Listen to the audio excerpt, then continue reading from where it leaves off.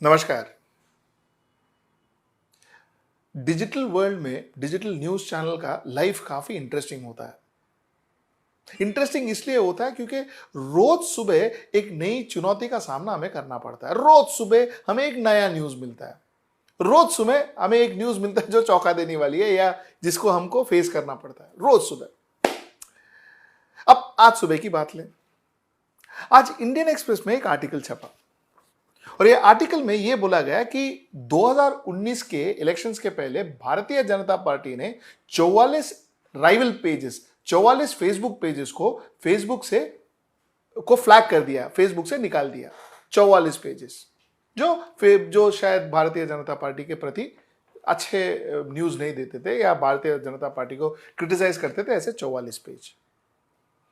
ज्यादातर ये पेजों में विनोद दुआ और रवीश कुमार के फैन पेजेस जो है, तो फैन पेजेस भी इंक्लूडेड थे। तो इनके जो लोग जो इनका समर्थन करते हैं या इनको फैंस, इनके फैंस के पेज है, वो निकाल दिए गए। शायद इसके लिए क्योंकि ये पेजेस जो है रवीश कुमार और विनोद दुआ के जो थॉट्स है, जो वो बोलते हैं, जो उनके प्रोग्राम्स है, वो डिस्ट्रीब्यूट करते थे, वो आप तक पहुंचाते थे।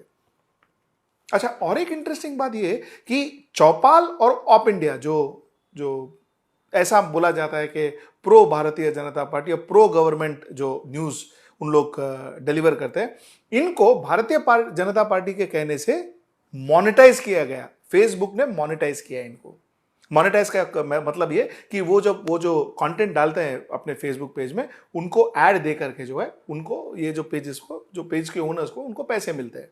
तो फेसबुक पेज ने मोनेटाइज किया है। मतलब भारतीय जनता पार्टी के कहने से 44 पेज को निकाल दिया गया और भारतीय जनता पार्टी के कहने से 2 पेज को मोनेटाइज किया गया। आज विनोद दुआ 2 कोर्ट में अपना कोर्ट केस लड़ रहा है। 2 कोर्ट्स में, एक दिल्ली हाई कोर्ट में और एक सुप्रीम कोर्ट में। दिल्ली हाई कोर्ट में इसलिए क्योंकि एक भारतीय जनता पार्टी के स्पोक्स पर्सन ने उनके अगेंस्ट केस दर्ज किया था, और सुप्रीम कोर्ट में इसलिए क्योंकि शिमला में भारतीय जनता पार्टी के एक कार्यकर्ता ने, एक ऑफिस बेरर ने उनके अगेंस्ट देशद्रोह का सूट फाइल किया है। 2 कोर्ट केसेस वो लड़ रहे हैं सिर्फ इसलिए क्योंकि वो अपनी मन की बात आप तक पहुंचाते हैं। वो शायद उनको जो ठीक लगता हो वो आप तक पहुंचाते हैं, आपको बताते हैं। सिर्फ इस कारण के लिए वो आज 2 कोर्ट केसेस लड़ रहे हैं। आगे भगवान जाने कितना और लड़ना पड़े।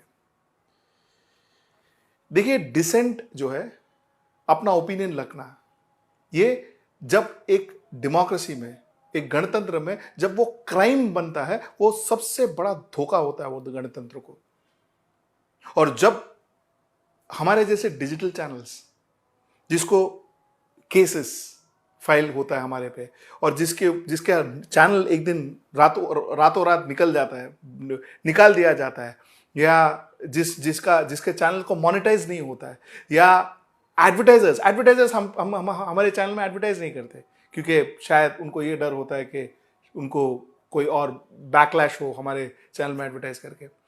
तो इस प्रकार अगर हमारा वॉइस अगर बंद किया गया तो ये हमारे लिए तो ऑफ कोर्स बुरी बात है, क्योंकि शायद हम जो है वो बहुत मुश्किल से हमारा चैनल आगे चलाते हैं।